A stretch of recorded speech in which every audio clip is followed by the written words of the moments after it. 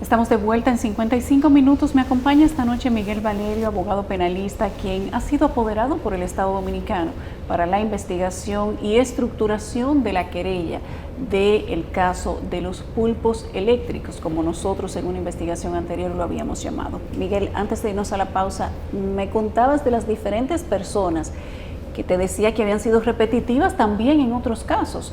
Y que ahora también, como una figura repetida, encontramos al señor Alexis Medina, sí, quien tenía varias compañías que también se utilizaban en el sector eléctrico. Mira, no solamente al señor Alexis Medina, también encontramos otra vez al señor Sarraf, al señor Huácal, al señor Suriel. Era exactamente la misma catadura de lo que se hacía. O sea, que es un pulpo todavía más grande. Sí. Si se puede considerar que esto es un tentáculo, como decía el Ministerio Público, que los tentáculos estaban en muchas instituciones, el del sector eléctrico era un tentáculo grande. ¿Cómo era la operación entonces de Alexis Medina, según lo que ustedes encontraron? Sí, y parece extraño porque Alexis Medina solamente vendió como por 1 año, 2 años, que eso habrá que averiguarlo luego en la investigación. El señor Medina hacía lo siguiente: nosotros, observando las evidencias, veíamos que muchos concursos se quedaban a media talla, es decir, gente cotizaba y retiraba las cotizaciones. Y uno dice, bueno, ¿qué pasa aquí? Tan raro de que en muchos casos esta misma empresa compite y se retira. Mira, es algo gracioso lo que te voy a decir, pero hay que sonreírse. O sea, no descubrimos eso por Alexis Medina. En un caso determinado, 2 esposos visitaron con 2 compañías diferentes y nosotros pudimos identificar que eran marido y mujer. Uno era de una empresa y otro de otra. ¿En este mismo caso? En otro caso. En otro caso. Decimos, mira. Es que es un modus operandi. Hay que revisar el tema de la colusión y hay que ver qué pasa, porque esos esposos están ahí, están sometidos también y están en un solo caso. Eso lo tengo que decir, una sola licitación. Entonces nosotros... ¿Pero del sector eléctrico? Sí, en el sector eléctrico. Fuimos otra vez a las evidencias y aquí era un tema de verificar qué compañías eran esas.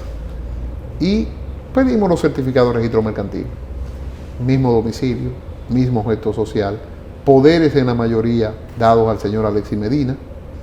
Cuando salió el caso Pulpo, prácticamente ese caso lo dejamos de lado y dijimos recojan las evidencias, porque al final de cuentas la Fiscalía ya, la teoría y la tesis de la Fiscalía era precisamente la que se daba en EDESTE, que era muy grave porque ahí sí, el señor Medina, él era cuñado del señor de León, que está casado con Magali Medina, con su hermana, que es su hermana. Entonces, ahí ya, por eso yo digo que no hay que ni siquiera mencionar al señor presidente Danilo Medina, porque los vínculos son directos entre ellos. Y al verificar toda esta documentación, nosotros nos sorprendíamos de que esas empresas o le faltaba un documento, o se retiraban cuando iban a ganar, o ponían precios muy dispares uno a otro, y obviamente era una colusión que había porque competían entre ellas para ganar una de las mismas. Entonces, esa fue muy evidente también. O sea, ellos tenían varias compañías del mismo Alexis Medina, aunque con otros prestanombres. Correcto. Participaban todos, se ponían los documentos de acuerdo para que el precio de la compañía que ellos quisieran poner a ganar fuera la que quedara arriba, y en múltiples ocasiones las demás se retiraban. O retiraban 2 o retiraban 1, entonces decimos, ¿por qué se retiraban tanto en la licitación? Por eso te digo que el expediente hay que revisarlo a pie de juntilla para uno poder entender lo que pasaba. Otra situación que llamó la atención, que son lo que nosotros llamamos los memorandos. O sea, los memorandos eran como cátedra de cosas que no se deben hacer, que se le entregaba a los administradores y los administradores le hacían caso omiso. Hay uno en Edesur, porque casi no me referí a esa, Radamés del Carmen, donde de la consultoría jurídica se le decía, señor, esto no se puede hacer. Se refería a que ejecutaron un contrato completo, el 100%, y luego en un adendum de lo ejecutado, o sea, no puedo hacer un adendum de lo que ya ejecuté, o sea, el contrato se acabó, te compré 100, te pagué 100, me entregaste 100, se acabó el contrato. Una adendum de más del 25%, que tal vez no es lo relevante, porque ya el contrato se había acabado, pero fue del 39%, o sea, incrementaron eso en un 39%. Pero tú me dices, bueno, eso fue un caso aislado. No, lo encontramos en más de 100 casos y por ahí se fueron más de 1.000 millones de pesos también en adendas. Es que cada descubrimiento implica muchos millones de pesos. Eso era una constante en el caso de los pulpos eléctricos. Cada operación era de mucho dinero, cada movimiento de materiales era de mucho dinero y también cada licitación, incluso cuando los demás se retiraban, implicaba también cantidades que superaban los miles de millones de pesos. No, es que este país, este es el único país donde 1.000 millones de pesos no es dinero. Y estamos hablando de 1.000 millones de pesos. O sea, sí, cada licitación era 80, 60, 70, 40, 30, 50 millones de pesos.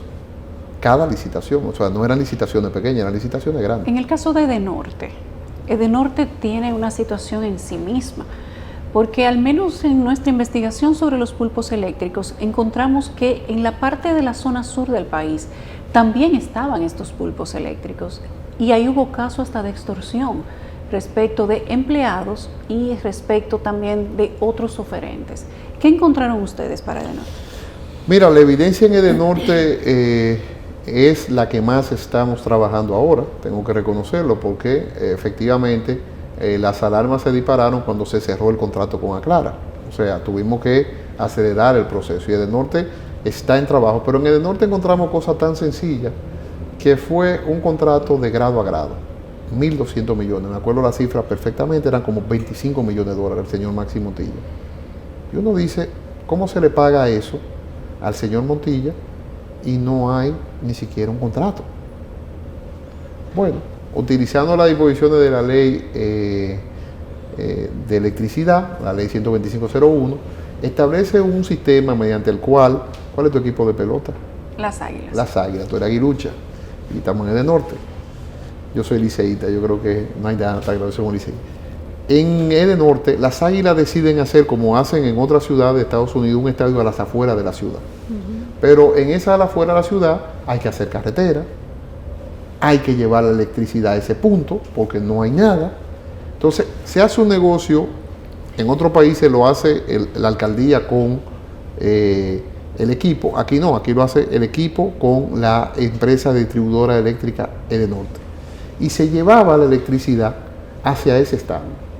Era normal, o sea, no hay, yo no tengo ese presupuesto, tú lo quieres, tiene cierta ayuda a la comunidad, a la sociedad, porque eso se va a desarrollar, y eso se le llama amigos del sector eléctrico. Mediante amigos del sector eléctrico, la ley habilita que las EDES a clientes, esa palabra es muy interesante, le puedan entregar, que desarrollen ellos su proyecto, que establezcan la factura, con supervisión, hay unos requisitos de ley que se presenten y que luego tú te vayas deduciendo de tu propio consumo, porque tú te vas a conectar a las redes, lo que se gastó en el proyecto. Bueno, con eso ellos al señor Maxi Montilla le entregaron, siendo proveedor, que él desarrollara zonas completas y obviamente eso iba en detrimento de la libre competencia y de la ley de procedimiento de compra, porque la ley 125.01 no estaba hecha para que proveedores realizaran proyectos que la sede no puede. Y evidentemente ahí hay 25 millones de dólares más que llamaron la atención, y las evidencias ahí ni siquiera había un cuñado o una hermana, y era totalmente escandaloso, porque ahí fue un de grado a grado, digamos que hasta vulgar. Tenemos que hacer una pausa que va a ser muy breve. Al regreso quiero hablar contigo sobre los límites. ¿De qué manera se ponían límites en las EDES? ¿Qué papel jugaba el Consejo de Administración de cada una de las EDES, que se supone que es el órgano rector de cada una de esas instituciones de distribución eléctrica? Y además, ¿qué papel se jugó con el financiamiento internacional? Porque tenemos decenas de millones de dólares que se tomaron del Banco Interamericano de Desarrollo, del Banco de Europa, del Banco Mundial, como unos aportes que ellos iban a hacer de financiamiento para el restablecimiento y la modernización del sector eléctrico. Y muchos de esos millones también fueron a parar a las arcas de los pulpos eléctricos.